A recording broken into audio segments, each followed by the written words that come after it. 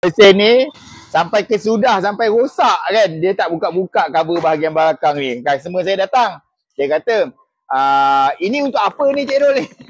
Ini sebenarnya bukan cover untuk belakang. Bila datang baru, memang cover ni dia letak dekat sini. Okay? Tapi sebenarnya sepatut-patutnya, bila kita beli baru, cover ni, kita kena pasang kat bawah ni. Nampak tak ni dia ada dua ni, slide ni.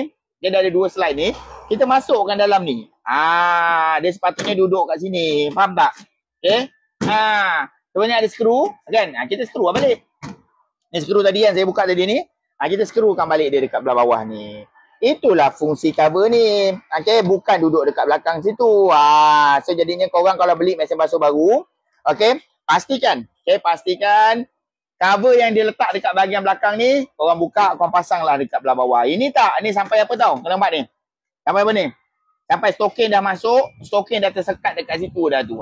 So jadinya punca dia apa? Punca ni cover ni tak buka. So kalau korang beli mesin basuh baru, ingat kalau ada cover dekat belakang ni, buka, pasang balik kat bawah tu. Untuk mesin basuh front load pula, dia ada satu lagi rahsia tau. Bila orang beli mesin basuh front load ni, skru kat sini. Okay. Ni. Kalau beli mesin basuh baru, kat sini dia ada skru dia tau. Untuk lock dia punya drum.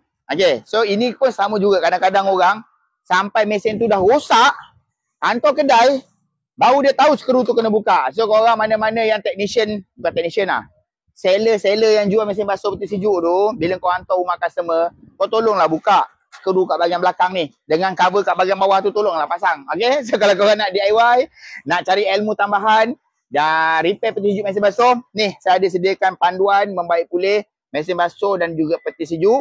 Okey, ini adalah untuk mesin basuh jenis auto dan ini adalah untuk peti sejuk 2 pintu. So mana nak dapat nanti korang tengok dekat ruang komen. Okey, ataupun pergi dekat bio saya. Okey, assalamualaikum.